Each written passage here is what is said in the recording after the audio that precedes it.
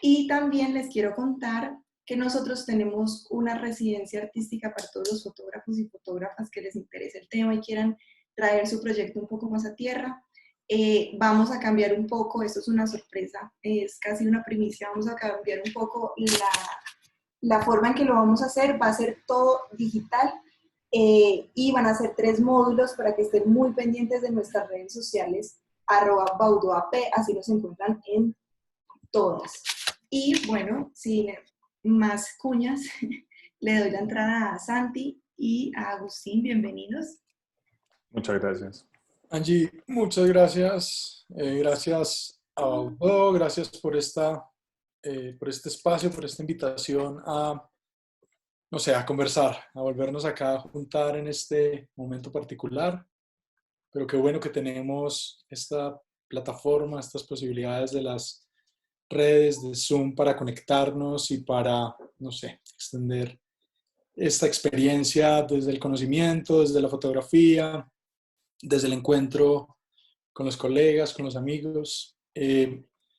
Bueno, hoy estamos con Agustín Zuluaga, que Agustín Zuluaga es uno de los autores invitados al proyecto editorial ANZ, Fotografía Expandida de Latinoamérica, que vengo realizando desde Raya Editorial junto a Matiz Taller Editorial. Gracias a Baudó, a Sofía, a Víctor, a Angie por permitirlo, por hacer que esto sea posible y también a todas y todos ustedes que están allí en la casa. Bueno, ANZ surge por una necesidad de contar lo que está pasando con la imagen en Latinoamérica, en donde nos estamos redefiniendo hacia adentro, en comunidad, hacia el mundo, en esa necesidad de encontrar nuevas formas de observar, de escuchar, de recibir, compartir, de acentuar la diversidad y la particularidad. ANZ indaga por la fotografía expandida, que tiene como característica fundamental, principal, la hibridación, se me cerró esto, la transdisciplinariedad, la fragmentación, la resignificación en el plano artístico, simbólico, estético de las prácticas fotográficas. En la fotografía expandida cabe tanto la foto conceptual como de intervención y construcción, de acciones participativas y performance, narrativas complementarias y transmediales, de posibilidades escultóricas, musicales y sensoriales, también de hallazgos científicos, procesos experimentales y tecnológicos, del archivo propio externo, las redes sociales, la internet y las nubes. Una fotografía documental que esté allí al límite del lenguaje, una fotografía que expanda el entendimiento de nosotros mismos y nuestra casa, Latinoamérica. Y por eso es que tenemos acá a nuestro buen amigo Agustín Zuluaga. Agustín Zuluaga es arquitecto, especialista en estudios políticos, especialista en literatura y hermenéutica, hizo una maestría en diseño de paisaje, es fotógrafo, hizo cursos de teoría y práctica con Julián Barón, en Blank Paper, crítica de arte y fotografía artística contemporánea del Knowledge Center. Es docente, director de proyectos de grado de LAB y talleres y ha publicado varios libros como Santísimo Sacramento, Popular Mechanics, Aerotaxi, y es el fundador de la editorial Libros Mojados y ha participado en numerosas ferias como Unseen, como ha estado en The Photographers Gallery, Centro de la Imagen, en Cosmos, The Recounts of Arts, y bueno, una persona que, no sé, ahorita que estábamos hablando de estos avistamientos de ovnis, pues, o tal vez de los satélites de Elon Musk, perdón, pensábamos que, bueno, y si, no sé, si viniera un meteorito, una persona de afuera, o un alienígena que no conociera de la fotografía acá en Colombia, ¿a quién, no sé, a quién le presentaríamos? ¿A quién le podríamos mostrar esa otra cara, o esa cara oscura de la luna, de la tierra? Y pensaba siempre en Agustín, porque Agustín es una de esas personas que está siempre puesta sus ideas y sus proyectos en esa sombra de la memoria. Piensa en la censura, se preocupa por la periferia, por lo que está vedado de la condición humana y de temas que no necesariamente nos interesa abordar o que nos da pena. En cambio, Agustín pues siempre ha sabido desde su trabajo abordar estos temas con tanta decisión, con tanta holgura, conocimiento y sorpresa, que precisamente por eso es que es una persona que debe estar definitivamente en esta colección ANZ de fotografía expandida. Hola Agustín, qué gusto Hola, saludarte. ¿cómo estás? Gracias por No, pues tomarte este abrumado con... tiempo, gracias por estar acá, gracias por compartir. Eh, no, pues antes que nada, cuéntanos qué vienes haciendo en esta cuarentena, en qué dedicas tu tiempo, cómo pasas el buen tiempo. Pues mira, realmente, pues lo que estoy haciendo una revisión de, primero ordenando, ordenando. Yo creo que fue un tiempo muy importante para ordenar, sobre todo a nivel de docencia. Me interesaba mucho tener acabar de complementar algunos referentes que solamente estaban anotados. Y ha habido como montaje de algunas charlas también. Y este giro que se da hacia las tecnologías online, de las cuales ya venía como trabajando en ellos, me da un espectro muy interesante. Pues abre muchas cosas y estaba preparando varias conferencias que se van a dictar online, entonces ya muy precisos y muy categóricos para ese punto. ¿Qué más estaba haciendo? Tenía por ahí una charla que tuve con Julián Barón que voy a estar en carpetas también. Eso fue también un rato como mirando y observando las carpetas. Él está haciendo un taller de una revisión de carpetas de los autores, te invita y revisa exactamente el material que está ahí. Otro, otro asunto que a propósito de esa invitación estuve revisando un tema que es este que estamos viendo acá. Es un tema más o menos así era lo que hacíamos con él, revisar las carpetas. Es un tema sobre los desaparecidos. Y yo soy como muy gallina como para irme a tomar fotos a los desaparecidos y no sé, creo que mis investigaciones son más como a nivel personal y es mirarse uno hacia adentro y sentir que es un desaparecido y este catástrofe que tenemos en Colombia y en el mundo de que es desaparecer a alguien.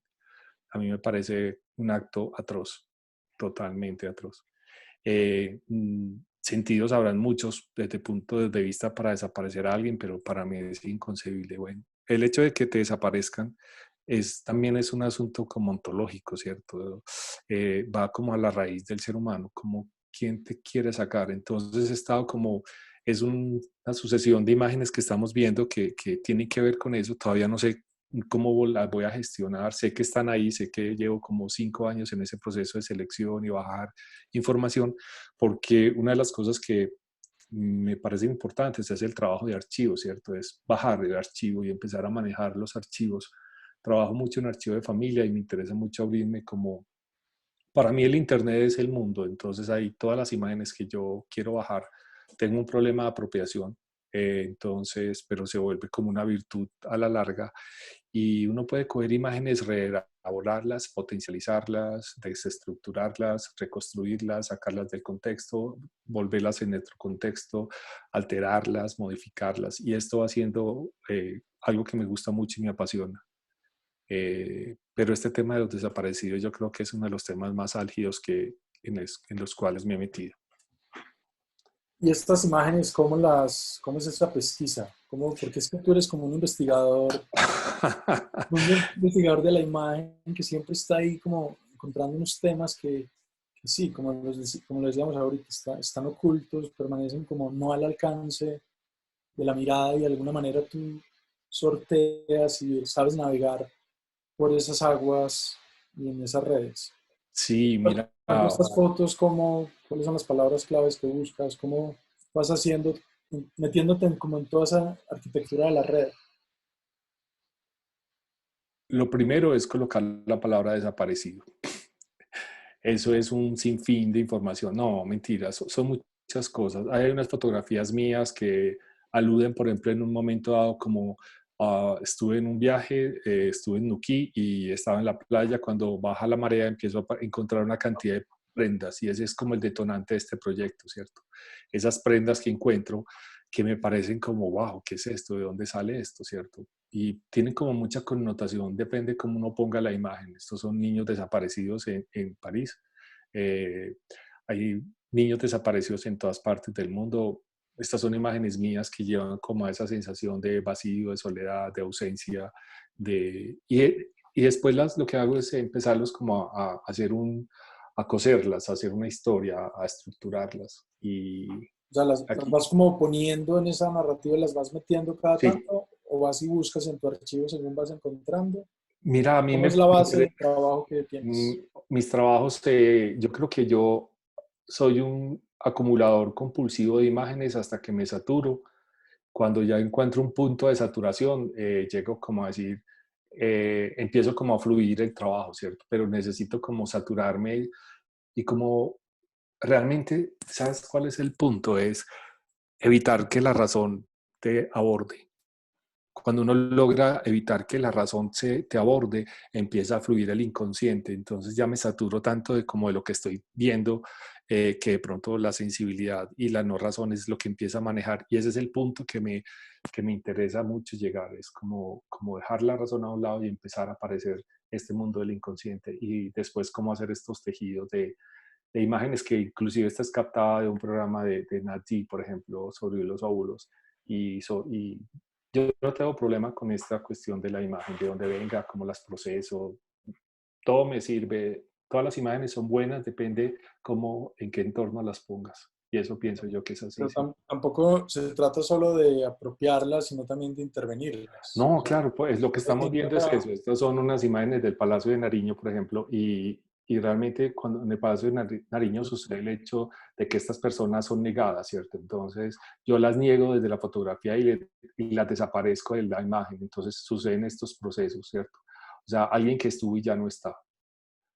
Ríos donde la gente está, esto es un proceso de familia, es un proceso de juego, de búsqueda de la pérdida de la imagen y solamente queda la línea y desaparecer las personas. Entonces, estaba trabajando, especulando mucho cómo desaparecer, cómo era la función de desaparecer. Por ejemplo, en esta casa se supone que hay un rastro de algo que quedó y ya no está. Y la raya no solamente es un tachón, sino realmente yo vengo trabajando con las rayas desde Popular Mechanic como la censura, ¿cierto? Lo que se raya. Y eso me parece que es muy válido, muy interesante. Una editorial también. Sí. Pasemos a este proyecto, aprovechando que estamos hablando. Dios, yo todavía no estoy preparado para Bueno, pero presentarlo, pero hágalo. es un proyecto inédito y precisamente es un proyecto también que habla de un tema que nos ha tocado mucho en Colombia, que tiene que ver con el homoerotismo, digamos, con la homosexualidad masculina, con el cuerpo del hombre.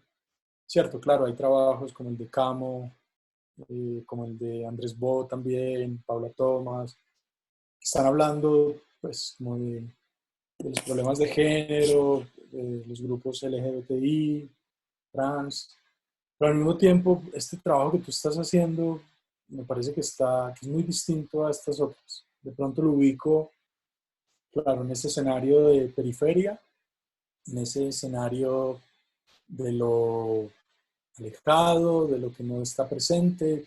Es también esa idea de, no sé, pensaba en Andrés Sierra, tu paisano allí de Medellín, Uh -huh. o inclusive el trabajo de Luis Morales del Premio Nacional, inclusive de Débora Arango, que trata el tema de las prostitutas.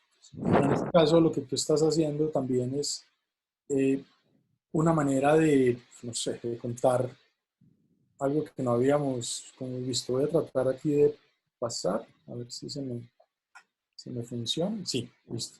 Sí. Bueno, cuéntanos este proyecto XXL. ¿De dónde viene? ¿Por qué lo haces? ¿Cómo lo encuentras? ¿Qué te motiva? Mira, este proyecto, realmente lo que estás hablando es una lectura, ¿cierto?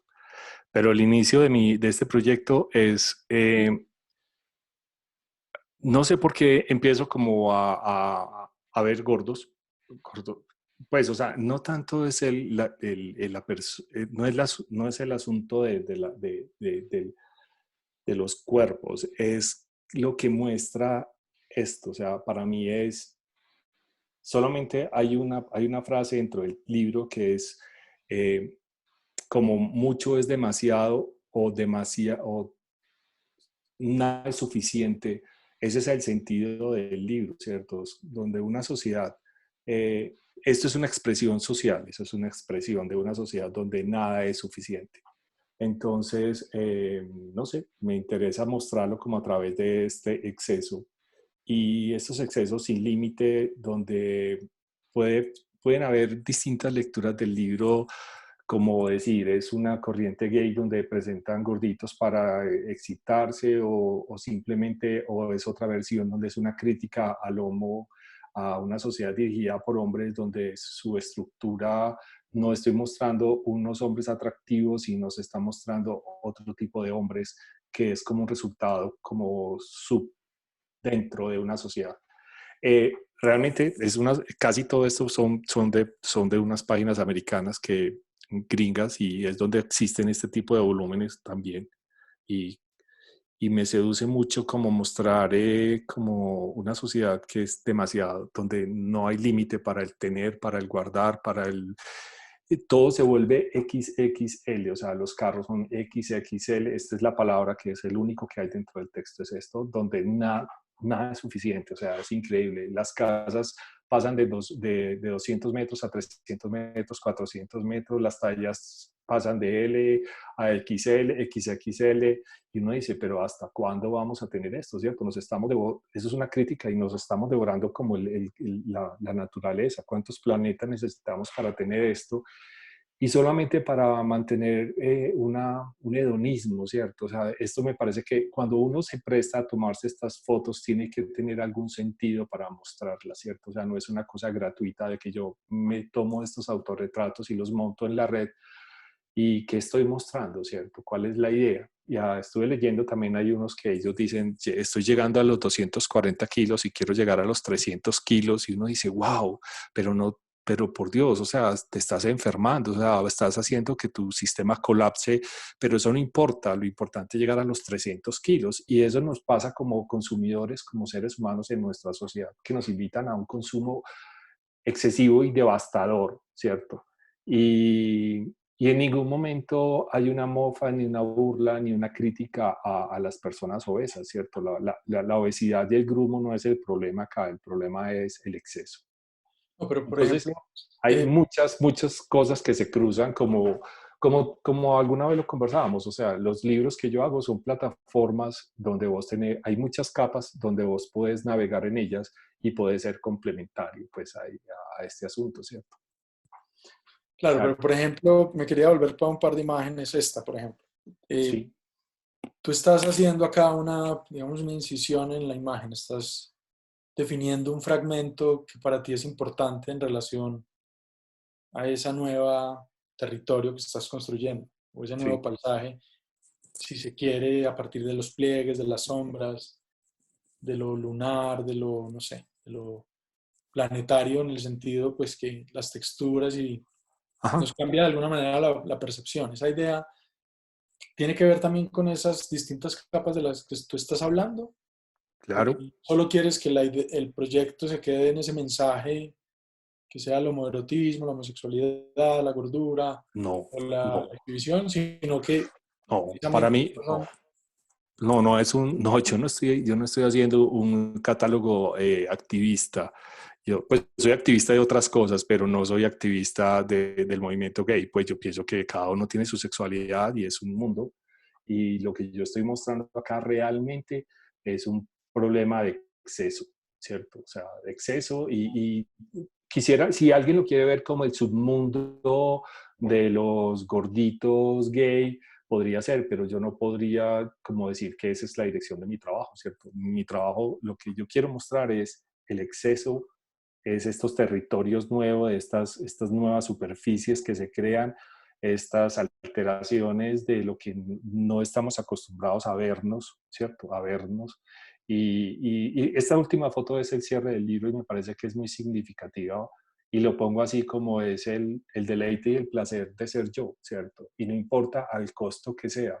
O sea, este hombre está sacrificando su salud, está sacrificando, está ocupando más el espacio que tiene, está comiendo más de lo necesario, está haciendo todo en una forma muy personal y parece que su entorno no le interesa.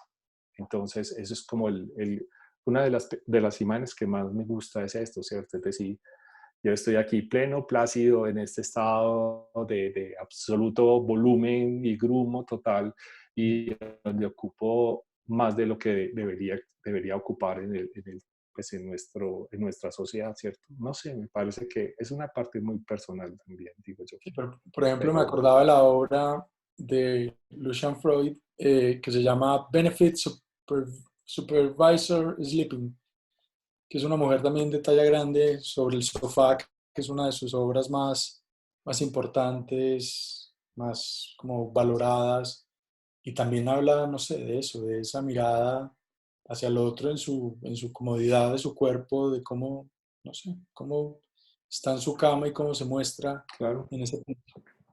No, y es muy bonito, y estos personajes que están acá en sus imágenes se sienten confortables. Pero mira, este es un tip muy importante del libro. Esta última página contraportada es eso. Pues es un dibujo que encontré y es el exceso, ¿cierto? O sea, una cosa es alimentarse y otra cosa es esto, ¿cierto? O sea, consumir para vivir es una cosa y comer para vivir es otra cosa. Esto es otro exceso de nuestra sociedad en muchos campos. Entonces es una crítica como a la También lo misma. podemos hablar desde el hedonismo y pues también de... Claro, es que total. Mira, si todas estas imágenes están en las redes, porque existe un mercado para ellas, ¿cierto? O sea, si también hay un mercado y hay gente gay que le encantan los gorditos y hay gente que le parece particular esta morbosidad de este exceso de grumo y es una cosa y como a mí me produjo, es un morbo visual, ¿cierto? Decir, uy, qué exceso, qué es esta cantidad de pliegues, estas vetas que se forman cuando estás demasiado gordo, aparecen unas estrías, aparecen manchas y ellos se exponen y se exhiben de una forma como, hey, mira, si soy yo, este soy yo, ¿cierto? Eso también me parece que es hay mucha, como te digo, es un libro que habla de muchas capas de acuerdo a quien lo vaya a observar, ¿cierto? Vos lo Bueno, viste así y tenía una amiga que también lo observaba desde el lado político, decir, mira, los hombres con ese, pues están mostrando unos hombres que no son homoeróticos, ¿cierto? Y en ahora con este nuevo estándar de la sociedad donde las mujeres están reclamando sus territorios y los hombres está ese problema como de bajar su densidad y su intensidad social, me parece que es un buen proyecto.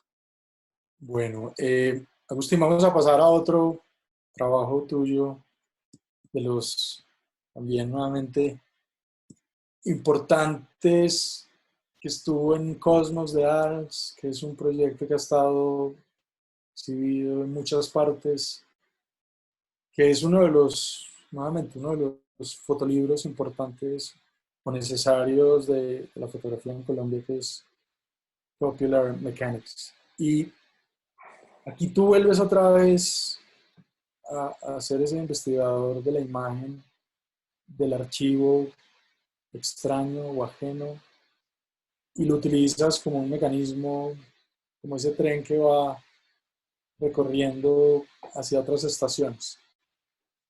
Eh, este trabajo, ¿por qué te interesa los niños en particular en este proyecto? ¿Qué es lo que El detonante. mueve allí el detonante para que tú decidas ahora hablar de Mira, los niños en una manera tan particular también? yo pienso que uno de los problemas de la contemporaneidad es la frustración. Y paralelo a eso, a la frustración, es una noticia que llega en un momento dado, cuando ISIS estaba supremamente alborotado en Siria, en el Medio Oriente, y tenía un mecanismo muy exitoso de publicidad. En un momento dado saca la luz y dice, eh, cubren el asesinato de 200 niños. Eso es un punto. El otro punto es la frustración El tercer punto es que en un momento dado estaba haciendo un taller muy interesante con Julián Barón sobre el fotolibro experimental y nace una propuesta que es de él, de decir, busquen en la red, ubiquen unos cuadernillos y sobre esos cuadernillos hagan una reinterpretación de lo que están haciendo. O sea, a mí me parece muy interesante y eso lo utilizo en las clases con los alumnos y es tener una base que es esto. Yo les presento una base y les digo, mire, vamos a resignificar y a repotencializar esto, ¿cierto? Entonces cada uno de ellos, de acuerdo como a su imaginario y a su biblioteca mental, lo que tiene en la cabeza de la historia de vida, aparece esto. Estos son seis imágenes, 6 cuadernillos, 6 hojas. Y empiezo como a abrir capítulos, ¿cierto? O sea, el libro realmente se fue creciendo solo, pues yo no lo fui llevando, o sea, esto fue un acto como mágico, porque yo empecé con los primeros, lo leí, yo dije, a mí me molesta lo que estoy viendo porque es como lo prometido incumplido, es una promesa incumplida de la sociedad. Entonces empecé a rayarlo y decir, eso es mentira, eso es mentira, eso es mentira, y aparecen los niños y aparece esta primera censura, y luego pasamos a la otra parte que aparece, yo cambio las imágenes por estas imágenes de niños que juegan a la guerra, ¿cierto? Dejo algunas palabras que son como tips importantes, pasajeros al tren, y al fondo vos lográs ver que todo está sobrescrito, ¿cierto? Que está tachado, y digitalmente, que me interesaba mucho esa relación de lo digital, ¿cierto? Que no fuera tachado con palabras o con un bolígrafo o con algo, sino que fuera muy digital, porque me parece que el futuro es digital. Entonces me seduce. Estos niños juegan a la guerra, hay imágenes aterradoras acá. Continuemos. Ese es el primer bloque, este es el tercer bloque, que es un bloque que es en blanco y negro. El bloque, cuando yo lo catalogo como es el momento donde uno ve a los niños en ese proceso, ya no jugando a la guerra, sino son víctimas de la guerra. Y este es uno de los bloques más duros de todos, ¿cierto? O sea, el libro se empieza como a estremecer, o sea, empieza como a gritar de una forma desaforada, porque es que esto es horrible lo que está pasando, ¿cierto? No son imágenes mías, son imágenes bajadas de la red. Y sigue este bloque de información que ya se borran las palabras, quedan las líneas, y pasamos a este punto rojo, estas imágenes rojas donde ya es el asesinato de los niños, ¿cierto? Donde muestran lo más absurdo que puede pasar en una sociedad es que los niños sean material de guerra, y sobre todo que no pensemos que los niños son los hombres del futuro. O sea, eso es una absoluta ignorancia de nuestra sociedad, cómo manejamos los niños. O sea, esto es una crítica realmente a ver cómo nosotros en nuestra sociedad contemporánea vemos los niños, y los niños nunca, o sea, siempre han tenido un papel, nunca se han sido como los importantes. Okay. Luego pasamos a algo que las imágenes se pierden, quedan solamente estos bloques de información como en el aire, y ya la palabra se pierde, solamente quedan bloques de información, y estos son los mismos bloques que venían desde el principio donde estaba la palabra, y estos bloques sobre este rojo, que es el mismo rojo que queda de las imágenes rojas, queda pegado, y yo quería que la gente casi se encharcara las manos de sangre, pues es la sensación que las personas que vayan viendo el libro se vayan quedando con las manos rojas, y si no rojas en sus manos, sino en su corazón, que es lo más importante, y en sus emociones. En un momento dado todo se silencia, todo se censura, todo se vuelve rojo. Es lo único que queda en la atmósfera, es el rojo en el libro. Y al final, son 3 cuadernos, al final aparece este poema que escribí, pues se llama La vida nace libre, y la palabra nace libre, luego se censura y se borra. Las imágenes nacen libres, luego se censuran y se borran. La verdad nace libre, luego se censura y se borra. Los hombres nacen libres, luego se censuran y se borran. Y la vida nace libre, luego se censura y se borra. Es una tragedia. Este libro realmente lo que habla es de esa tragedia humana tan horrible que es la guerra, el desaparecido, la censura, el borrar al otro, el desaparecer. Y eso está muy ligado a la memoria. O sea, a mí me preocupa mucho lo que es el recuerdo, y me preocupa mucho lo que es la memoria, el recuerdo, no solamente en nuestro cerebro, sino en la historia. Los archivos es la memoria de un pueblo, es la identidad de un pueblo. Qué Cristian pena. Aristizábal nos pregunta que cómo articulas el color y el blanco y negro en este proyecto, porque estás pasando de lo más colorido, que son esas instrucciones de los trenes y el juego, a esta pues monocromía prácticamente, o tono, perdón, en rojo. ¿Por qué te interesa hacer como esos cambios así paulatinos? Santi, gracias por lo de los extraterrestres. Me parece muy bueno lo que decís. Nunca me había sentido como en esa tónica, pero bien. Mira, no, el color es, al principio es un color como de los años 60. Es que el color es muy importante, o sea, en la medida en que vos desmontes el color, descargas las emociones de las imágenes, ¿cierto? O sea, cuando las imágenes se van pasando y están primero en color, luego es un color de los 60, de los 70, tipográfico, luego pasa a un color contemporáneo digital, donde están los niños jugando, y luego paso al blanco y negro porque es un color que se lava. El blanco y negro lo que hace es que te centra es en esos volúmenes y en las manchas de blanco y negro y donde están las líneas, las curvas, esos puntos de tensión de luz. Tanto la luz crea puntos de tensión como lo negro crea puntos de tensión, ¿cierto? Entonces, ese juego entre dos polaridades, que es el blanco y el negro, y aparecen los grises, como ese contexto donde aparece la imagen, solamente las imágenes se ven en los grises. Los blancos y los negros son como puntos de tensión para mí. Y luego lo que hago es que paso esto al rojo porque es que el rojo es sangre y yo necesitaba decir que esto era un acto horroroso y la tipografía, casi la tinta era la sangre, ¿cierto? O sea, es la única tinta, es el color rojo y es tinta de sangre de niño. Bueno, yo quería hacerte también una pregunta acerca de no sé, tal vez la hipocresía en Europa en relación a este trabajo. Pensaba ahorita con lo que está pasando con el COVID-19, que en los periódicos europeos pues no muestran imágenes así aterradoras, tristes, fuertes de lo que está pasando, precisamente porque no van a vulnerar la identidad y la humanidad de las personas. Pero cuando son situaciones en Siria o en África, siempre esas son las primeras planas. Pero al mismo tiempo este libro, como bien decíamos, ha tenido una movida importante en Europa, en los festivales. ¿Sientes que hay ahí como humor, una hipocresía? Como, ¿por qué crees que les interesa a estas personas afuera este trabajo? ¿Por qué crees que, no sé, como que les interesa ver esto tan sórdido y tan triste? Santi, no sé, yo puedo ser un poco como vanidoso en el asunto y yo pienso que es un libro que es muy bien estructurado, ¿cierto? Es un libro que es novedoso en la forma en que se cuenta la historia por estos capítulos que simplemente coges unos libri, seis partes de una revista de los años 60, que es el año que yo nací. Entonces, wow, yo no dice, bueno, ¿y esto cómo lo gestiono, cierto? No sé si el morbo de las tres imágenes o las imágenes que se muestran de los niños muertos sea tan poderosa, pero sí estoy de acuerdo con vos que la censura en la guerra civil, en la guerra civil en Estados Unidos, los fotógrafos organizaban los muertos o ocultaban los muertos para que no se vieran muy muertos, ¿cierto? Terriblemente muertos.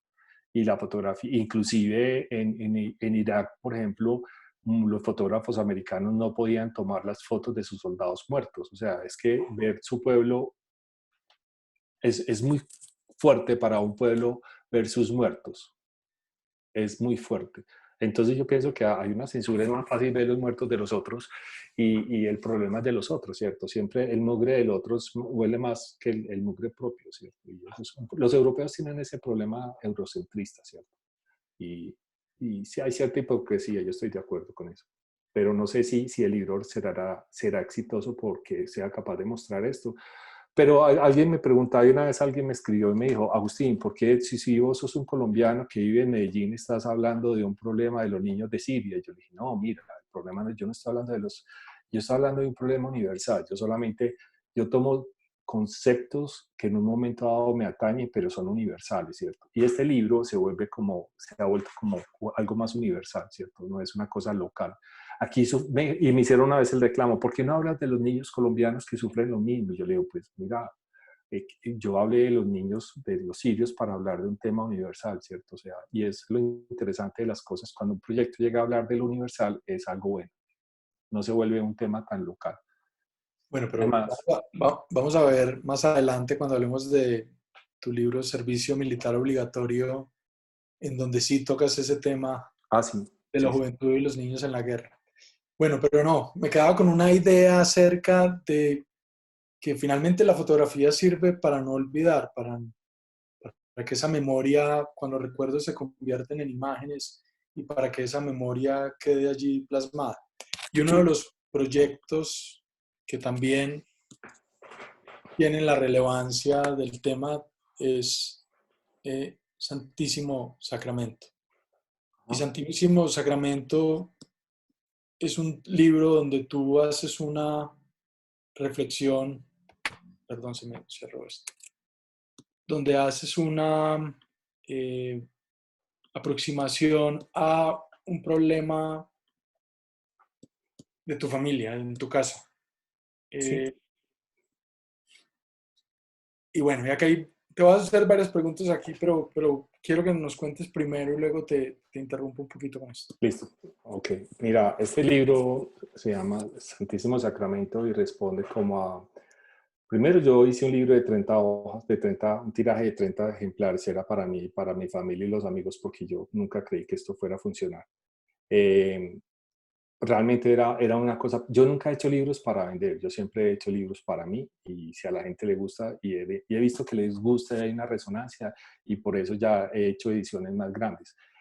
Eh, este libro nace porque mi padre, mi padre muere y encuentro pues hay unos negativos que nunca han sido gestionados y nunca, no están los positivos, no están las impresiones en los álbumes de familia y esto me llama mucho la atención.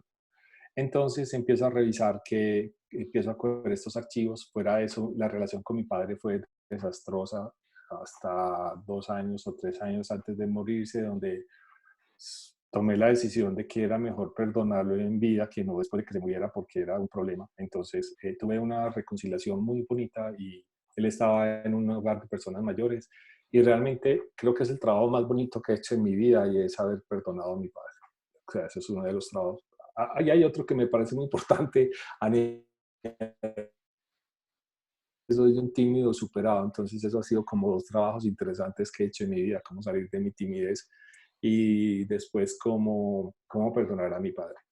Y ese trabajo con mi padre y ha sido como a través de la gestión de las imágenes, ¿cierto? Que yo creo profundamente en el poder de las imágenes.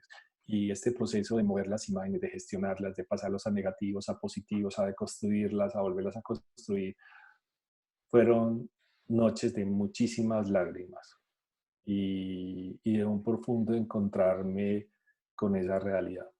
Eh, y lo más particular es que no aparece un libro de mi padre, sino que aparece un libro de mi madre, ¿cierto? Entonces, es un camino lleva al otro. Pero ¿cuál es el camino que es interesante como de todo esto? Es que es un libro que empieza a aparecer como mi madre le diagnostican Alzheimer y eso te marca, eso te cambia la vida cuando alguien de tu familia empieza a sufrir de Alzheimer, ¿cierto?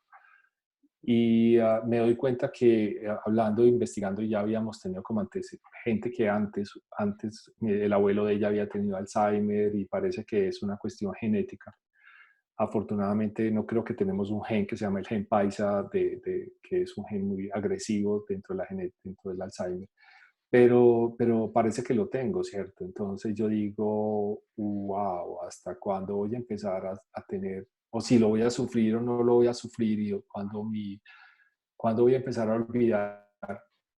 Y esto es tremendo, cuando vos crees que vas a olvidar, porque lo que te hace que seas un individuo es como los recuerdos. O sea, algún día entendí una cosa muy bonita y es, en la medida en que vos la gente decía una cosa y como en la época, los libros de superación personal y cosas decían, no, mira, es que tienes que tener actos positivos y actos buenos. Y yo decía, pues, ¿qué sentido tiene eso? Pero cuando me llego a la memoria y me interesa la neurociencia, porque esto también es base como de un asunto que me interesa mucho la neurociencia, empiezo a entender una cosa y es que, ¿qué son los recuerdos? Son presentes vividos y si los presentes que vos tenés son divertidos y bonitos y son algo agradable, tus recuerdos van a ser eso. Y en la medida que tus recuerdos son eso, vos vas a recordar qué es lo bueno y qué es lo malo y y vas a proyectar eso hacia el futuro. Entonces hay una relación de que mis actos del presente están relacionados con el pasado, son construcción del pasado y mi pasado se potencializa hacia el futuro. Ven, Entonces, te interrumpo un segundo. Eso que dices del presente y el pasado, no sé, yo lo noto acá en la secuencia que estás pasando. Esa manera de editar en donde una imagen siempre está fija, que es como un jarrón. sí, Ese jarrón, sí, tiene esa idea también del presente de traer flores, sí. Es ponerlas una, para vivirlas, pero también tiene esa posibilidad de guardar cenizas, guardar objetos, guardar monedas, elementos. mira, yo te coloco una plataforma y tú te lees. Para algunos en unas casas, yo no sé si entienden la palabra bombonera, pero una bombonera en un lugar donde se metían los confites y se era una cosita donde se ponían los confites. Eso era una bombonera que estaba en la casa de mi abuelo.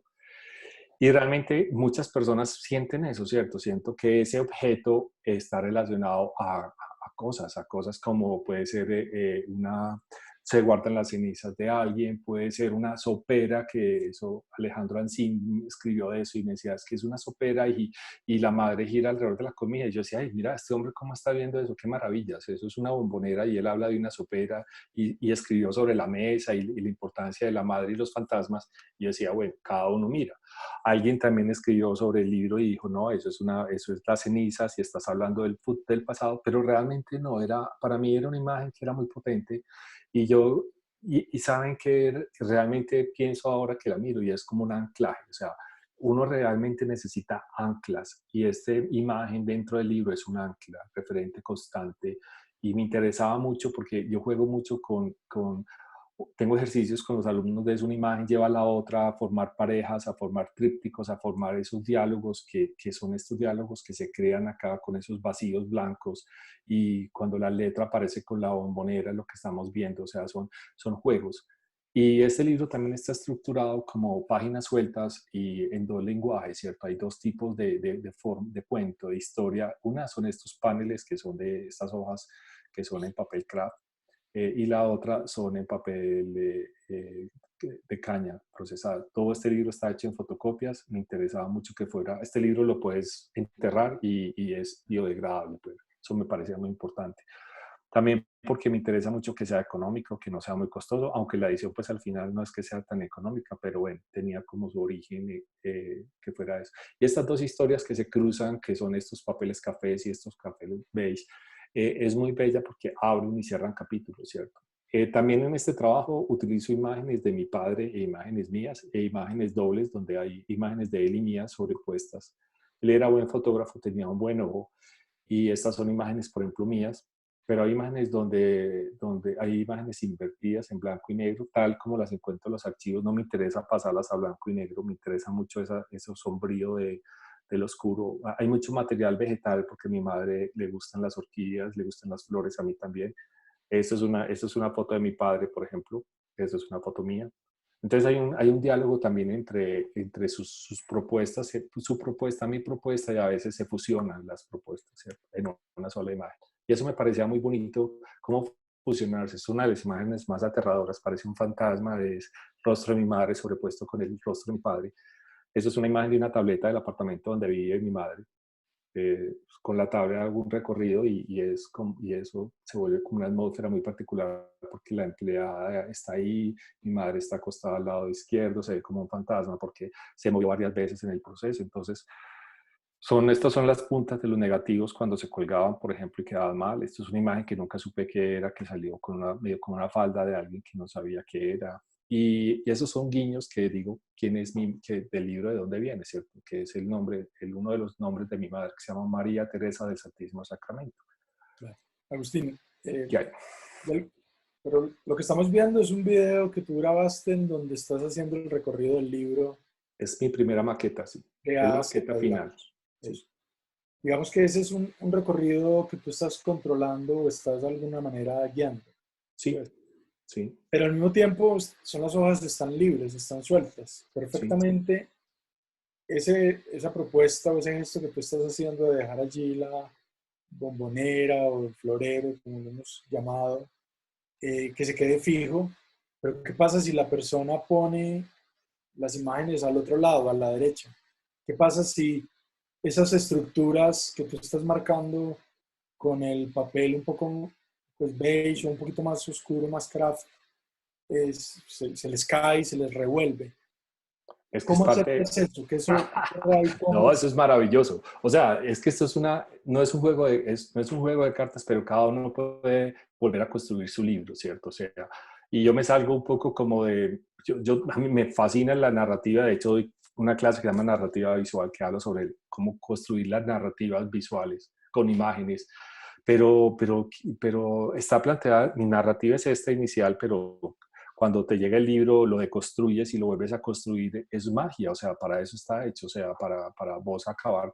Estas imágenes ya dejan de ser mías y se vuelven de uso universal, ¿cierto? Y las utilizas y gestionas tus imágenes como quieras y las abres y las cierras. No, es perfecto. Una señora me escribió una vez, vivía como en Londres y me dijo, ay, mira, es que mi libro se me desorganizó, ¿qué puedo hacer? Entonces le mandé la foto, este video, y le digo, bueno, mire, lo puedo volver a organizar así, porque yo se lo presté, ella me dijo, no, es que se lo presté a una amiga, me lo desorganizó, entonces, ¿qué hago? Yo le digo, pues y lo organizo así. Pero era muy bonito el asunto, ¿cierto? El asunto de las imágenes que se puedan deconstruir y construir es interesante para mí. O sea, y me parece muy bonito porque los recuerdos realmente están implantados en el cerebro, pero no tienen esos órdenes que uno quiere ponerle. O sea, el cerebro funciona distinto a esa realidad del libro que es hoja a hoja, ¿cierto? Paso a paso, ¿cierto? Entonces, y además el cerebro es un poquito mentirosito, no porque sea mentiroso, sino porque su condición de cada recuerdo que vos traes en un momento de la vida, ese recuerdo es reinterpretado por el cerebro y a veces esos recuerdos él se los inventa, pues no son reales. Entonces lo más interesante de las imágenes como material es que las imágenes realmente es como la esencia de lo que pasó, ¿cierto? Te llevan como a ese momento y vos sos capaz de recrear ese momento más vívido que el recuerdo es muy engañoso a veces. Entonces me gusta mucho eso. ¿por qué decidiste que este libro tuviera tantas capas y tantos momentos para llegar como a la idea central? Que tienes un empaque, tienes una caja, tienes un soporte y tienes las hojas. ¿Por qué tantos momentos para llegar a eso? ¿Qué tiene que ver eso con esa manera en que te relacionas con la foto, con la memoria? Es que Esa todo idea del está, alzamiento. es que está oculto, pues, o sea, el libro es una cajita que se abre y había, pues, mira, hay cuestiones técnicas que te llevan a cosas poéticas. Yo, ¿cómo guardo unas páginas sueltas? Pues había que meterle una cajita para que no se desarticulara, ¿cierto? A la gente le llegara. Entonces, diseño esta cajita porque yo lo diseñé, yo hice la producción, yo soy el diseñador y yo hago todo porque esto es parte como de lo que me gusta hacer y lo controlo y pregunto mucho a mis amigos, hey, mira, esto cómo funciona, pero realmente, y esto lo hago por una necesidad, porque es que en Colombia, aparte de vos, no veo y en ese momento no te conocía y ahora sí te puedo consultar y hablar con vos, pero ahí faltan editores, ¿cierto? O sea, hay una ausencia de editores en el plano colombiano a quien le puede llevar un trabajo de estos y le digo, hey, mira, tengo esto, ayúdame a gestionar estas imágenes, cómo puedo organizar un libro, ¿cierto? Y es un curador tiene también que jugar como con, ser, con la curaduría, ¿cierto? La persona que está haciendo el libro, que te ayuda a hacer el libro, también tiene que ser una persona que esté involucrada como el curador, tiene que ver tu trabajo, tiene que ver más imágenes de las que vos le estás presentando. Eso es un trabajo interesante de un editor. A veces los editores son muy precisos, dicen, esto es material que me traíste y yo te ayudo a organizar esto, pero yo creo que como, además el ambiente latino es muy informal, ¿cierto? No es tan respetuoso decirte, si vos llevas un libro y decís, ve, mira, yo creo que te queda faltando esta imagen, no sé si los ingleses harán eso, ¿cierto? O los latinos somos muy tranquilos de decir, ve, mira, sí, mira, necesitamos una unión dentro de este capítulo y hace falta una imagen que yo te sugiero que sea esta. Y eso pasa. Uno en un momento dado necesita una imagen de conexión y esa imagen es fundamental. Y hay que construirla y hay que hacerla. Entonces, volviendo a la pregunta, yo pienso que el libro se envuelve como un regalo, o sea, el papel regalo me parece como seductor al principio, que a vos te entreguen como un regalito, vos compras algo y es un regalo que a vos te das, y la primera imagen, que es la parte superior, es una fotografía, que es un embale para muchos porque inclusive me decía, hay gente que lo corta muy suavemente, no es capaz de rasgarlo y abrirlo, y esto me lo decía Gonzalo Golpe, y decía, pero ¿qué hago con tu libro? O sea, tuve que sacar un, un scooter, Un bisturí. un bisturí y cortarlo así al ras para que no se fuera a dañar, y lo saqué de lado y lo cuidé muchísimo. Y yo le dije, no, pero eso es un envoltorio común y corriente. Y me dijo, no, no, es parte de tu obra. Y yo, bueno, mi obra realmente, eso es un envoltorio, y la obra empieza en esta primera imagen que vemos, y hay un símbolo que es cuando mi madre se casa. Es una cosa que utilizábamos mucho, que se utilizaba en una época que era como un monotipo, algo así, para donde esto se bordaba como en las sábanas y en pues en todos los elementos de la casa. Era un monograma más bien que un monotipo, era un monograma. No, y quería llegar a esta frase, libros mojados.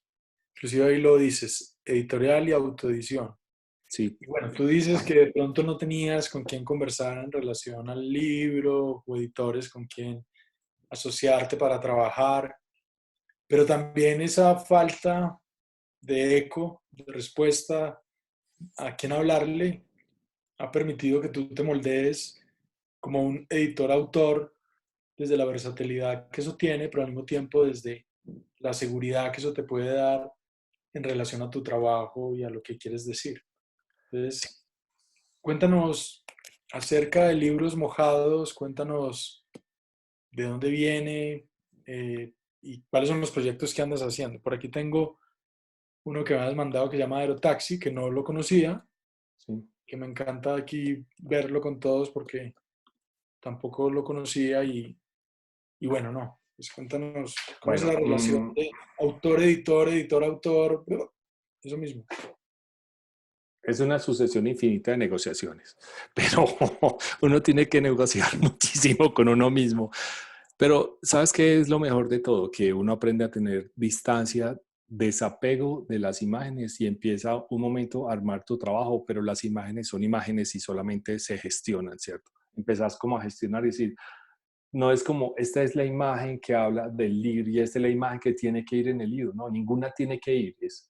Si esto trabaja y esto ejerce, y estas imágenes se comunican, hacen un ritmo, hacen lo que tienen que hacer, funcionan perfecto, ¿cierto? Entonces, eso es lo que pienso yo como desde el punto de vista editor y artista, o que no le veo mucho problema. Yo pienso que todos los artistas tienen que empezar a ser unos buenos editores de sus obras, porque uno tiene que aprender a mirarse bien y a mirar su obra y a comparar su obra con el entorno, y aprender a tener una mirada como fina, una mirada pulida, una mirada fotográfica, una mirada aguda sobre su trabajo, ¿cierto? No se embelezar como por cosas. Mira, este es un trabajo que ha pasado como varias etapas. Es un trabajo que en un momento dado es expositivo también. O sea, mi padre era piloto. Estos son unos que en un momento dado encuentro un maletín de vuelo de él, y dentro del maletín hay 14 planos de estos pues son fotos, son planos para tener una navegación aérea con localizaciones muy particulares, y esto me pareció interesante.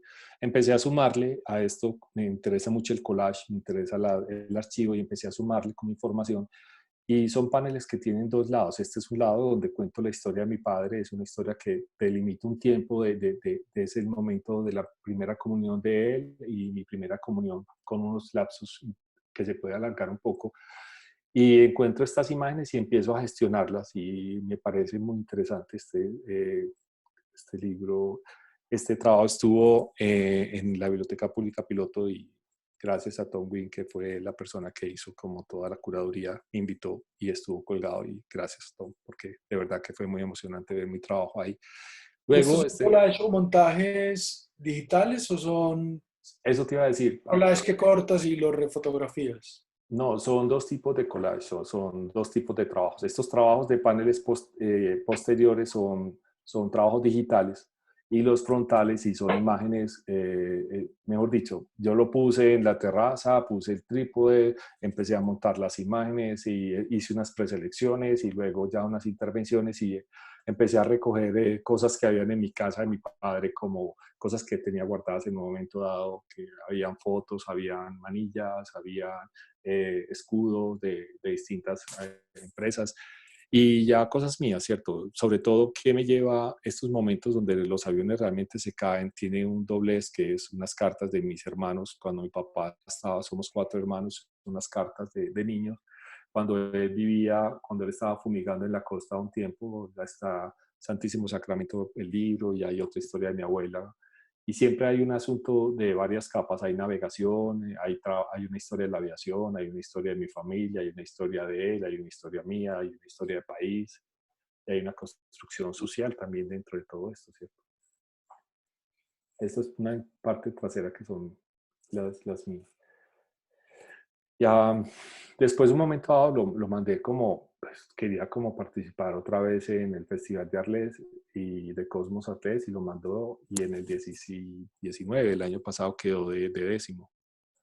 Y eso fue como muy rico ver pero es un trabajo que está en ese proceso, que pienso llevarlo como a un formato A1 como para una cartilla, así como lo que está acá, es una media hoja, ese es su tamaño hoja, media hoja carta y a ver cómo se gestiona. Pues en estos días iba a ser una prueba de esto, pero bueno, estamos aquí guardados, la tengo hecha, pero en mi impresora y yo pienso que se ve bien, pues es una cosa muy íntima. La escala es muy importante cuando haces un libro, o sea, gestionar bastante cuál va a ser tu, tu, tu dimensión, en qué momento, cuál es el tamaño del libro, porque es que hay una cosa que me parece importante como aprovechar este punto y es, el libro es un objeto y el objeto libro es una maravilla. O sea, el hecho de que el libro esté conformado por páginas, por hojas, por tinta, por color, por densidad, por pastas, empezás a jugar y empezás pues a tener una cantidad de materiales maravillosos para enriquecer el libro, ¿cierto? Por eso esos libros que yo hago son más informales y además tienden como también como al fanzine, pues en este caso. Sí. Ahí voy con eso. Bueno, Agustín, y vamos a pasar, que ya no tenemos tanto tiempo, pero vamos a pasar al proyecto que nos convoca en ANZ. Este es un trabajo inédito que se llama Servicio Militar Obligatorio y justamente, pues, esta semana sabemos lo que ha pasado con colegas y amigos fotógrafos y periodistas en donde las fuerzas militares han hecho seguimientos y perfilamientos, creo que se llama, pues a personas que están dando un punto de vista sobre el conflicto y haciendo una investigación seria, responsable, humana de las situaciones y bueno, nuevamente las fuerzas militares otra vez están ahí saltándose las reglas. Pues yo digo esto también porque fui soldado de Colombia en el 98, estuve acá en el Basel, en Armenia, luego estuve en el Sinaí, en Egipto, y cuando regresé dije, no, yo no quiero hablar de la guerra, yo quiero disparar una cámara y no un fusil, y también por eso todo mi trabajo se volcó a hablar del proceso de paz, de las víctimas, de la no guerra.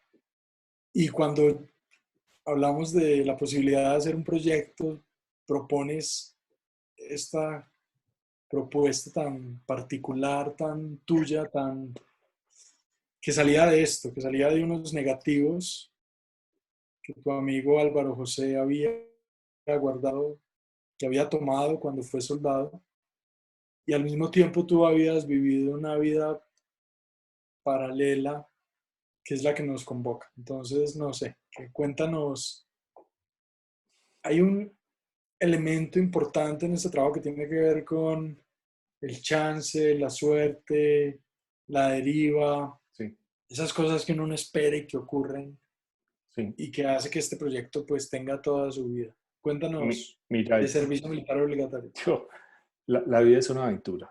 La aventura, o sea, cuando yo hace rato entiendo que la vida es una aventura y la aventura es distinto que un paseo programado, ¿cierto? La aventura es como vos te levantás y aparecen cosas en la vida. Y la vida se va construyendo como más desprevenidamente porque uno no controla casi nada en la vida. Entonces, Álvaro José es un amigo que tuve. Él, desafortunadamente, hace 2 años, yo perdí contacto con él un tiempo. Él se fue para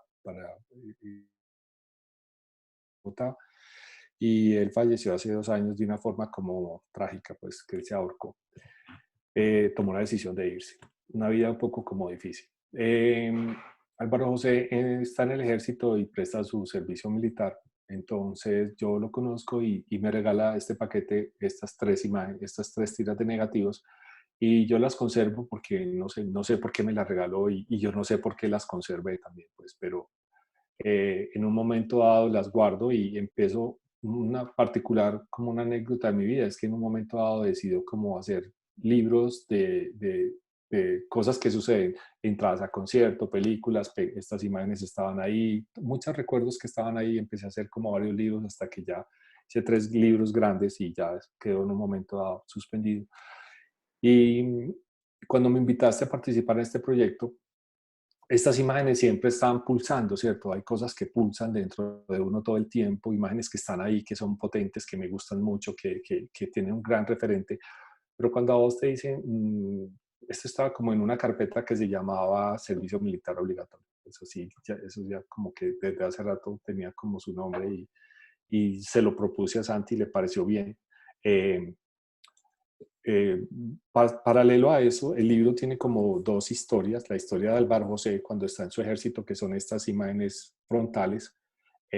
Así son los negativos tal cual, o sea, están numerados como... Además es una horrible, son unos negativos muy particulares porque es una Instamatic y estos tenían unos negativos creo que 1.15 115 milímetros de altura, pues 1 centímetro y 2 milímetros, eran unas cosas delgaditicas, pero es maravilloso porque él lo que hace es recrear como su año, una temporada, un tiempo, no sé cuánto se demoraron estas imágenes, pero no parecen que fueran personas que estuvieran como en una guerra, ¿cierto?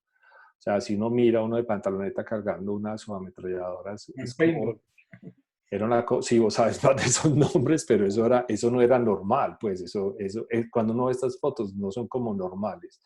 Y ellos siempre estaban posando, jugando como a la guerra, entonces es un servicio militar muy particular, donde a otros les tocó un asunto mucho más agresivo y violento, ¿cierto? Ellos parece que estaban al lado del río, de un río, porque tenían esta trinchera y estaba el río, pero estaba el comandante y estaban, ahí mostraba como donde dormían, estaban fumando, posando para conversar.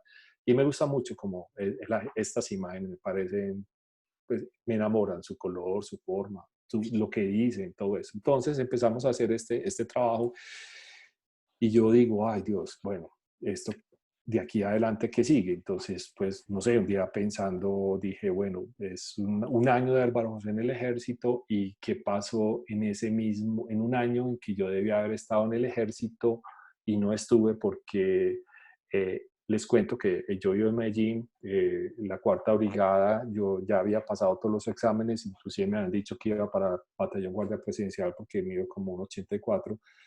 Y yo dije, bueno, ya no hay nada que hacer, pues yo iba para la universidad, pero bueno, eso era asunto, yo no había nada que hacer. Frente al ejército, del servicio militar obligatorio, no había nada que hacer.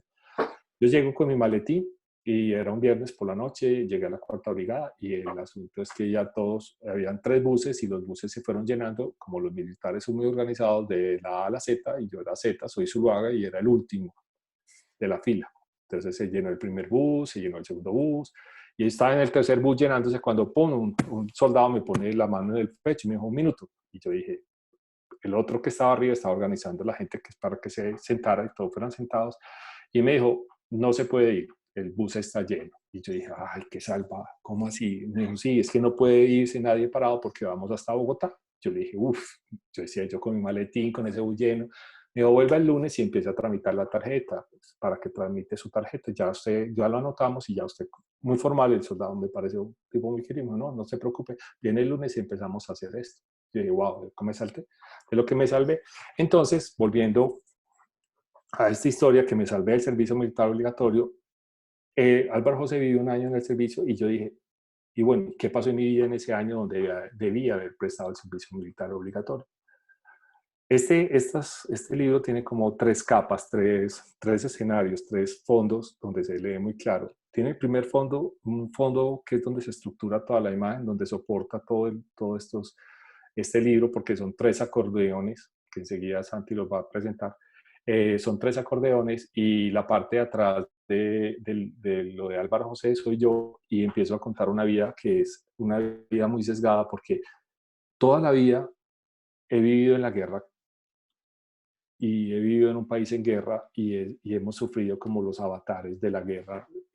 No importa en qué estrato social, de dónde eres, en qué barrio vivas, todos hemos vivido eso, ¿cierto? Y además vivimos esta época de Pablo Escobar también tan tenaz en Medellín y fue muy parecido con el tiempo. Recién entraba a la universidad, Pablito estaba haciendo sus maldades por ahí en Medellín. Después fue mucho más crudo a los 2 o 3 años en la universidad. Y empiezo a decir qué pasaba en tres escenarios, ¿cierto? ¿Qué pasaba en el mundo, qué pasaba en Colombia y qué pasaba en mi vida? Entonces las imágenes frontales, la en blanco y negro, que lo estandarizo todo a blanco y negro para crear una hegemonía de un lenguaje, porque el color hubiera sido una locura, encuentro como cosas que siempre me han llamado la atención y empiezo a buscar en archivos y digo, hey, mira, sí, ¿te acordás? En la época de Irán, cuando el Shah de Irán salió de Irán y fue horrible y recogía todos los días había uno las noticias y llegaba uno de la universidad y veía esta noticia horrible, pues, del Shah de Irán y los famosos estudiantes. Bueno, eso fue muchas cosas, pero también aparecen cosas muy divertidas como la primera película de Superman, aparece Manhattan de Woody Allen, aparece el grupo Menudo que en su momento estaba, Beth Miller, también estaba Ira y una fiesta que nunca estuve, que no fue invitado porque también es parte como de mi historia de vida, está ahí un asunto personal. Y es una sucesión de imágenes en forma de collage que cuentan, hay fotos de familia y hay fotos que son bajadas de la red, de Agustina, momentos. disculpa. En los Y los otros textos. proyectos, precisamente en XXL y en Popular Mechanics, ahí tú estás ocultando la palabra, estás dándole toda la fuerza, inclusive Santísimo Sacramento también le estás dando toda la fuerza a la imagen, con esa capacidad de memoria, de recuerdo, de constante vínculo con lo que está contando. En Sí. este caso, estás utilizando la palabra, pero la palabra de una manera ya textual, en donde estás incluyendo textos del Apocalipsis, de Bonet. Eh, Diego Benjamín.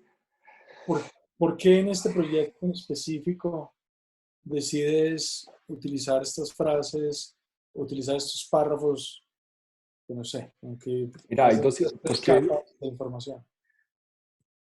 porque no pude incluir la música. Yo pienso que hay lenguajes que me interesan muchísimo, ¿cierto? Y el lenguaje visual es muy potente para mí, el auditivo también, y el lenguaje escrito es el tercero, ¿cierto? Entonces yo quería como incorporar el lenguaje escrito, pero el lenguaje escrito tiene como una doble función acá, ¿cierto? Son poemas, un poema de Gómez Jatín, que habla de una noche así de bohemia total, de marihuana, de sexo, que era como también como el momento, ¿cierto? Hay otro poema que es de Bonet, de Piedad Bonet, que habla sobre un asesinato horrible, donde ella escribe, va contando los zapatos, las prendas, y, y el último es un punto sobre el apocalipsis, ¿cierto? Es un párrafo del párrafo 13 del apocalipsis que es monstruoso también. Pero las imágenes, a veces las palabras lo que hago que son referentes como las imágenes, ¿cierto? O sea, las palabras empiezan a hacer tejido con las imágenes y a veces no me interesa mucho, me interesa por ejemplo la palabra roto, más no lo que sigue, ¿cierto? Y Y como decíamos una vez, o sea, yo a veces no quiero mostrarlo todo, ¿cierto? Y además no es necesario dejarte como la inquietud y como sentir un poquito de rabia, decir, ve, mira, ¿por qué me oculta cosas? ¿Por qué me veda cosas, ¿cierto? Pero es que eso también es el problema de desaparecer, ¿cierto? Pues yo giro como yo giro como en ciertas órbitas. El desaparecer una palabra porque alguien asume arbitrariamente, solamente por un asunto de un juego estético y de composición, vetarte. Y eso me gusta mucho, molestarte, ¿cierto? Es muy importante estrujar al observador para que se conmueva un poco, porque a veces no somos tan estáticos. Pero en este caso, por ejemplo, si vemos hay un mapa argentino, hay un mapa que es Argentina, en ese momento los argentinos deciden hacer un mundial, estos dos países son el cono sur y están por dictaduras militares, y dejo el mapa y dejo el ejército, las fotos del ejército chileno al fondo y los desaparecidos, ¿cierto? Y el poema está así como dicen los campesinos en Antioquia, entreverado, ¿cierto? Que me parece una palabra que es como entrevara, muy bonito. Y cuento esas historias de la palabra, y la palabra en rojo me parece muy poderosa, y el rojo significa también sangre, y sigo jugando con ese concepto de esos poetas, los poemas, tanto el deseo como la muerte, y tienen como esa connotación roja, ¿cierto? Y la violencia también tiene esa connotación roja. Vamos a mostrar algunos adelantos del libro que ya está impreso.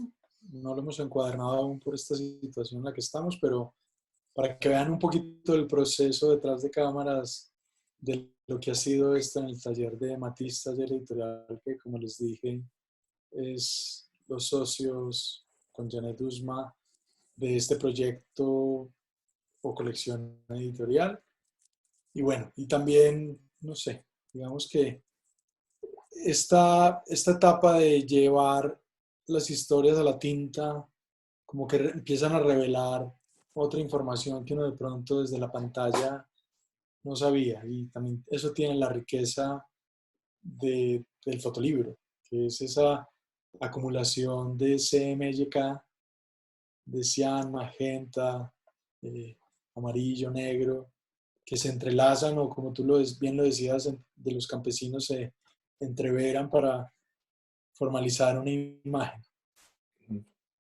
Y bueno, y así es como se va viendo las planchas. Inclusive por aquí tenía algunas ya impresas. Solo nos falta encuadernar para ponerlo ahí afuera en distribución y para que la gente lo tenga. Y estas imágenes que ven, esta sería como la carátula. La idea es que toda la colección tenga la letra inicial del apellido, en algunos casos del nombre o del apodo o la manera en cómo se nombran, que de esa unidad de la colección editorial de A&Z. Esta fue una maqueta inicial que hicimos en Matiz, que todavía le falta pues algunos elementos, le falta la Z, le falta algunos detalles, pero que de alguna manera da la idea de cómo va a ser el objeto. Y el objeto nuevamente tiene estas partes, tiene sus negativos, que es como la génesis, ese momento inicial del proyecto, donde Álvaro José le regala a Agustín su recuerdo, su memoria, y lo deja plasmado ahí. Entonces, es también la idea de que sea traslúcido y que la gente lo pueda tocar y lo pueda ver, como uno ve los negativos en el laboratorio, en ese sentido analógico de relacionarse inicialmente con la foto. Y luego están los tres abanicos o tres partes o cuerpos de los que hablaba Agustín de cada una de sus historias.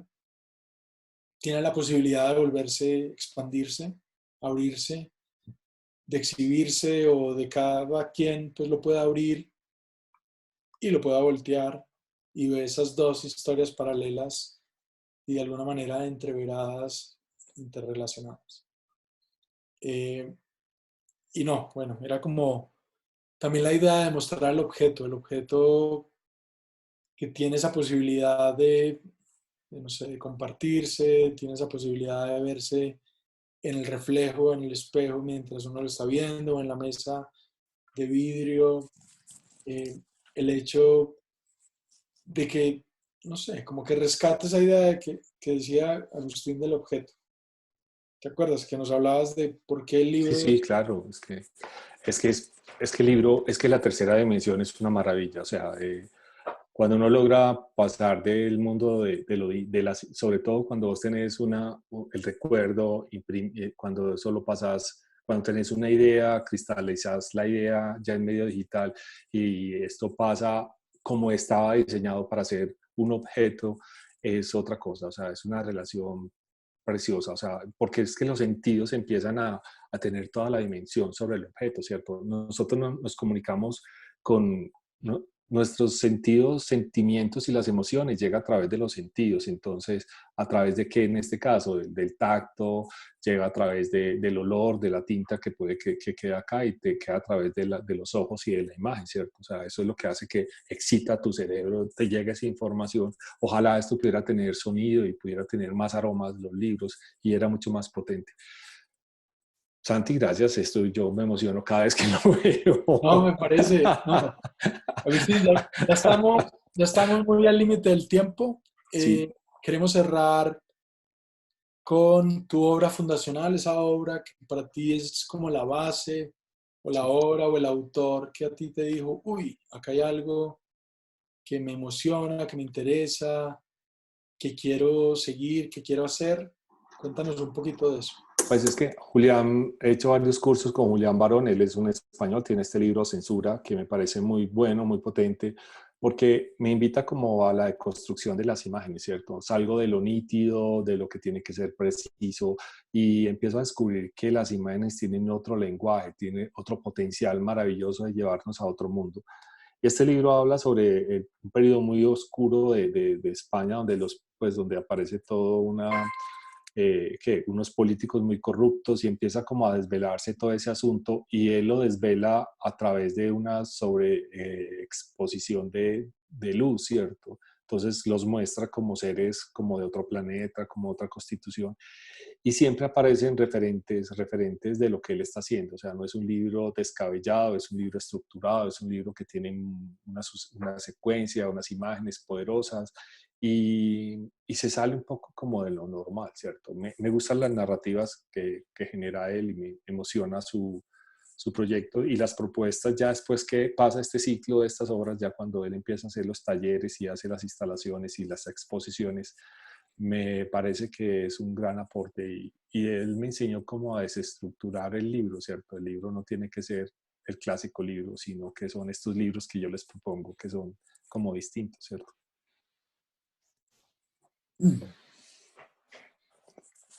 Bueno, no, Agustín, precisamente cuando hacía la introducción, que si un alienígena preguntara, un Gracias. meteorito, un satélite, y preguntara qué podía conocer del lado oscuro en Colombia, o no por oscuro, sino porque no lo conocemos en relación a la foto, pues Agustín se lo haga. Y me parece que lo has mostrado en tantas etapas, desde tu madre, en su confusión, en su padecimiento del Alzheimer, en esa confusión tuya también con tu padre, dando esos aviones que están como lejos, esa distancia en la relación, eh, recordar tu niñez, lo que no te hubiera gustado ser cuando vimos Popular Mechanics,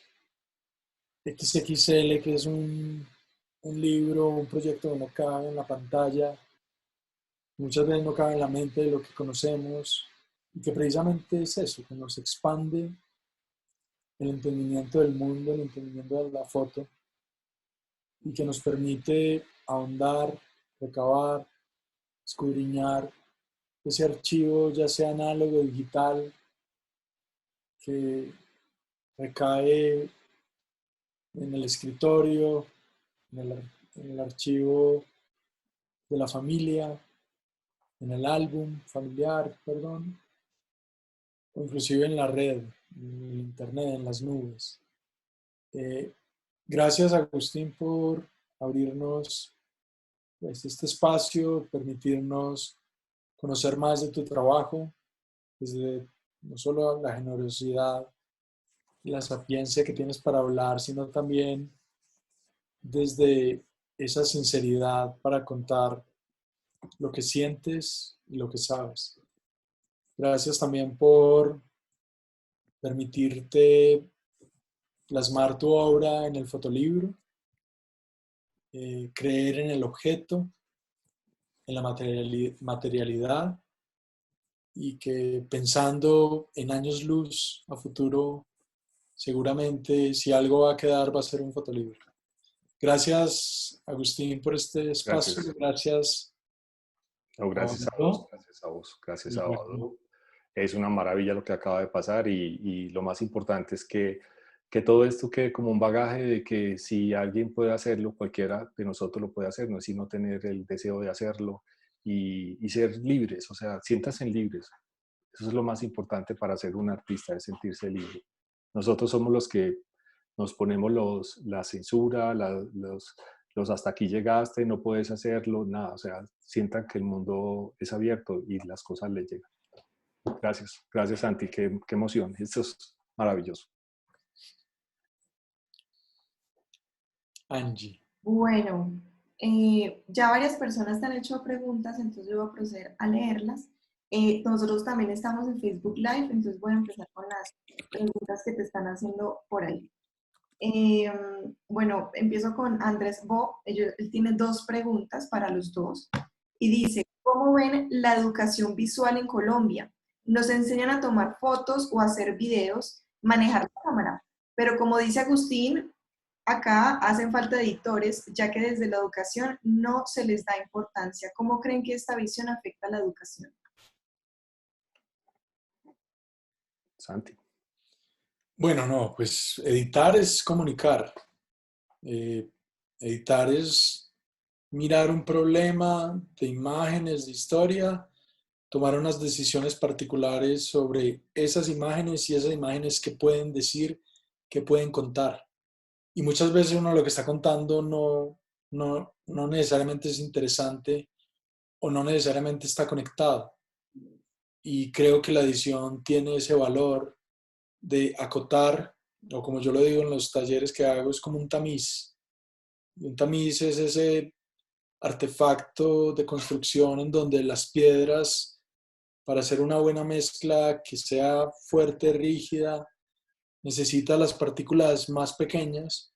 Y esas partículas más pequeñas, digámoslo, en esta conversación de la foto, tiene que ver con esas fotos que funcionan. Las fotos más grandes, por más grandes y poderosas y brillantes y que son capaces de quebrar un vidrio, pues puede ser too much o puede ser demasiado y no pasan por ese filtro. Entonces la edición, ¿por qué es importante?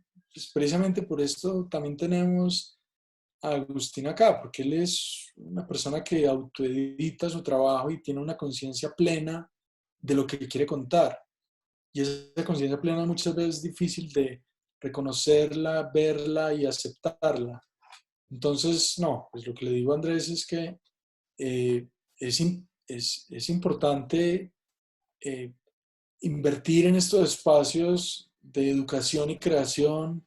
Pues aquí estamos en Baudó, agencia pública, con su proyecto ECO, inclusive lo que hicimos en el pasado con Croma, taller visual, lo que están haciendo ustedes desde Reojo Colectivo, desde eh, Ojo Rojo, Fábrica Visual, inclusive desde 20 fotógrafos.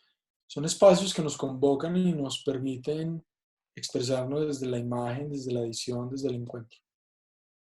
Sí, Andrés, hola, ¿cómo estás? Qué bueno saludarte y que estés por ahí. Andrés, mira, yo voy a tocar como un punto que me seduce mucho y me encanta y creo que soy muy crítico frente a eso y es, somos muy analfabetas visualmente para la lectura de las imágenes. Realmente pienso que hay una carencia desde las academias, desde la educación, de cómo aprender a leer las imágenes como tal y cómo gestionarlas, inclusive cómo formar parejas, cómo armar narrativas, cómo mirar los proyectos. Yo pienso que el mundo de la fotografía, como a partir del 2000, se ha tomado como una conciencia muy fuerte de que son los proyectos, ¿cierto? O sea, las fotografías solas ya son muy esporádicas, pero en el mundo del mundo como de la fotografía artística, que es como donde yo me muevo, el proyecto es muy importante y la coherencia de las imágenes y el poder de las imágenes. Y no solamente una imagen es lo que es poderosa, sino es un paquete de imágenes que cuentan una atmósfera, una sensación, una emoción. Tienes que tener como ese paquete muy bien engranado y saber cómo gestionar bien las conexiones, o sea, entender muy bien la imagen por dentro. Yo pienso que es como fundamental. Bueno, por acá por el Facebook Live te felicitan. María José García te dice, ese proyecto me encanta. Ana María Rosso dice, increíblemente inspirador, gracias. Y ya aquí en Zoom, Cristina Aristizábal dice, muchas gracias por compartir este proceso, muy poderoso, ya entiendo por qué Santi dijo lo de los extraterrestres. Una pregunta, ¿cómo articulas el color y el blanco y negro en este proyecto? Sí, esa pregunta más o menos la estábamos respondiendo, pero podemos generar un poco más, ampliarlo. O sea, yo pienso que estábamos hablando de Popular Mechanic y mira, la gestión del color es una cosa muy personal. Yo creo que es un medio de expresión también poderoso. O sea, el color, cuando utilizas blanco y negro es una historia, cuando utilizas color es otra historia, cuando utilizar el negativo como tal, como producto final es muy intenso. O sea, pienso que parte de la alfabetización también que hablaba ahora es entender qué son los colores, qué es el blanco y negro y qué es cuando vos ves una fotografía que es una sucesión de manchas y de colores grises que crean emociones, porque realmente es eso, en esencia son manchas que crean emociones. Y la psicología gestal hay una cosa que me parece muy importante y es como la neurociencia, ¿cierto? Es como entender el cerebro y sus procesos porque es que realmente estamos en ese mundo donde ya estamos directamente seduciendo el hipotálamo y eso es una barbaridad, pues eso quita todos los filtros y va directamente al fondo de tu ser y eso a veces es preocupante. Lía Vero pregunta, del inmenso mundo de imágenes, ¿cómo decides cuáles usar en este libro para evitar caer en esa categoría del niño de Medio Oriente en guerra? Hay imágenes de niños en Colombia, por ejemplo.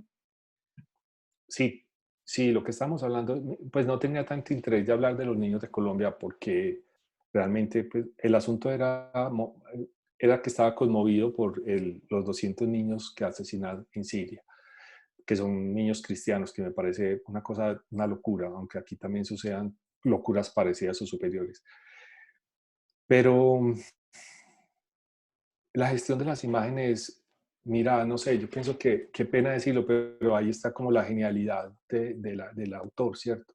Es como enfrentarse como a esas imágenes y ser capaz uno de decir, esto me conecta, esto me seduce, esto me encuentro, bajas unas 200, 300, 400. Creo que para este libro tengo más o menos unas 1000 imágenes y después hago preselecciones, un grupo, otro grupo, y voy decantando y realmente es dejar que tu inconsciente funcione, porque tu razón se tira el trabajo realmente. O sea, si te pones a racionar tanto, te lo tiras. Entonces es mejor tener una selección y ser muy intuitivo y hacerle caso como a la intuición. Yo soy muy intuitivo y me dejo llevar por las intuiciones y déjese llevar por las intuiciones, es muy bueno, no ser tan controladores, es horrible, es horrible, es horrible. Porque el trabajo después te va a gritar y te va a decir, soltame, soltame. Entonces, los trabajos le conversan a uno y le cuentan historias también. Dale.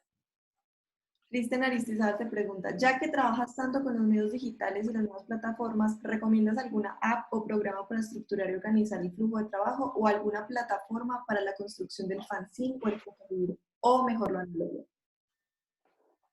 Voy a hacer una confesión y es penosa, es penosa. Mira, Cristian, yo a veces a mí, el PowerPoint es mi arma favorita y es mi, con eso armo muchas cosas, o sea, es como, si uno lo aprende a manejar, uno aprende a gestionar, recortar, poner, pasar imágenes, pasarlas en ti, ya después las tenés organizadas, definís formatos. Realmente yo estoy enamorado pues, y mi arma de trabajo fundamental puede ser de coquito, muy elemental y muy básico, pero eh, te lo digo que, por ejemplo, Popular Mechanics se armó todo en PowerPoint. Eso es no es mentira, o sea, es recortar, poner, subir, poner, organizar, colorear, bajar capas de color, montar, o sea, PowerPoint. Tú no necesitas sino, mira, las herramientas están aquí, es todo. Las herramientas están ahí, ni siquiera necesitas herramientas, es un papel que con recortas, imprimís, pegás, fotografías y ya tenés el collage. O sea, es lo básico. No hay necesidad de complicarse mucho. Creo que así soy, así trabajo yo y me parece rico. Bueno, Rafael te dice increíble, muchas gracias. Tom te dice felicidades, Agustín y Santi, abrazos. Juan Fernando Arango te dice, ¿cómo se abordan las nuevas tecnologías editables, sobre todo en campos de la imagen tridimensional, que cada día nos acercamos más a esta realidad? ¿Me repites otra vez que es difícil? ¿Cómo se abordan las nuevas tecnologías editables, sobre todo en los campos de la imagen tridimensional, que cada día nos acercamos más a esta realidad?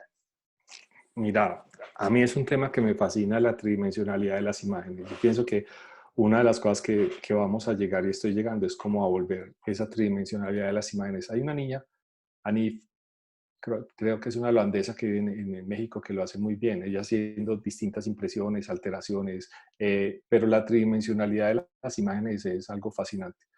Es complejo como llevar lo bidimensional, devolverlo a lo tridimensional, pero es un gran reto y es fascinante ver cómo es. No es solamente poner dos imágenes que se encuentren y haga un ángulo recto. No, es otra cosa. O sea, hay que pensarlo bien. Yo tuve un trabajo que sí, es un estudiante que se llama Mateo. Y Mateo le gusta, viene del mundo del anime. Y él es un personaje muy interesante porque yo les cuento como un pequeño proceso de lo que él hacía. Y su trabajo es impresionante. Él tenía una visión, iba caminando y veía algo, y veía un ojo, y después yo le decía, dibuje, lo dibujaba. Después de tener la visión, luego se dibujaba la visión que tenía o el sueño que había tenido, y eso lo convertíamos en un concepto. Ese concepto, él era como uso de los animales, de los muñecos de anime. Entonces había comprado una impresora 3D, y él armaba los muñecos como estilo Barbies, articulados. Estos muñecos él los diseñaba completamente, estos nuevos espíritus, nuevas realidades, que era maravilloso, él las pintaba, y luego hacíamos un escenario, pues hacía un escenario en 3 dimensiones y hacíamos la toma fotográfica. Entonces, mira que hay muchas posibilidades de cómo expandir esa fotografía en 3 dimensiones. Patricia te pregunta, muy interesante conocer la obra de Agustín, desde las historias a las imágenes y las presentaciones fueron tratadas aquí. Mil gracias, felicitaciones a los dos. Gracias. Diana Raigosa te pregunta, hola Agustín, ¿cómo estructuras las capas de información en Aerotaxi? Felicitaciones por tu trabajo. Wow. No, es que Aerotaxi es tan emotivo que es muy difícil tener las capas claras. O sea, los paneles son claros, hay unos paneles frontales y paneles posteriores. Eh, pero ya las cantidad de capas que tiene cada uno de los elementos, la primera capa son los planos que en sí, luego tienen imágenes que son son imágenes del archivo de la familia, son fotos, hay otras fotos que las bajo en negativo. Hay unas que inclusive son otra capa, que es unas imágenes que mi madre ella colorea, porque lo que más le gusta es colorear con su Alzheimer. Entonces le paso imágenes y un día las cogió y empezó a iluminarlas. Hey, mamá, dibujame estas imágenes, ilumínamelas, volverlas color otra vez como si fueran los mandalas que haces, y esas imágenes quedaron puestas dentro del trabajo como parte de mi historia, ¿cierto? Entonces, realmente las capas de información es lo que cada uno quiera, pues, o sea, yo no las tengo, yo no hablo como capa A, capa B, capa C, capa D.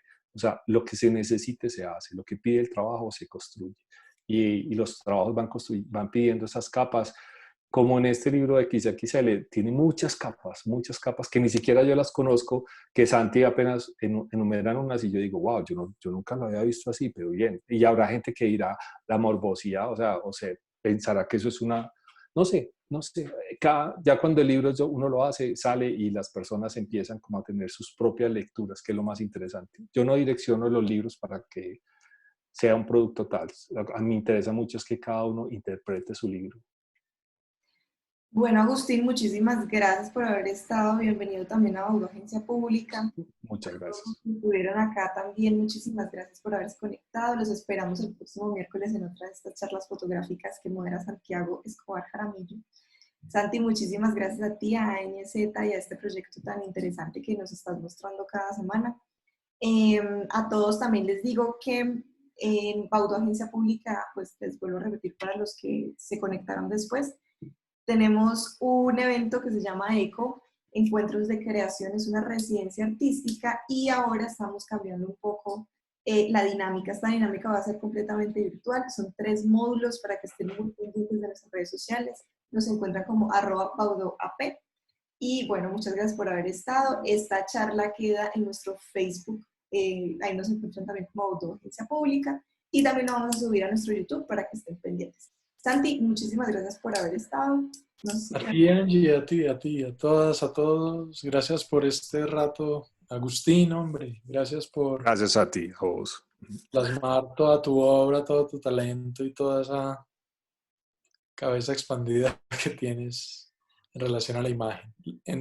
Dentro de 8 días vamos a estar con Fabiola Cedillo, de Ecuador, a esta misma hora, el miércoles siguiente. Entonces allí nos vemos para seguir preguntando, indagando y sorprendiéndonos con el trabajo de otros autores. Chao. Chao, gracias a todos.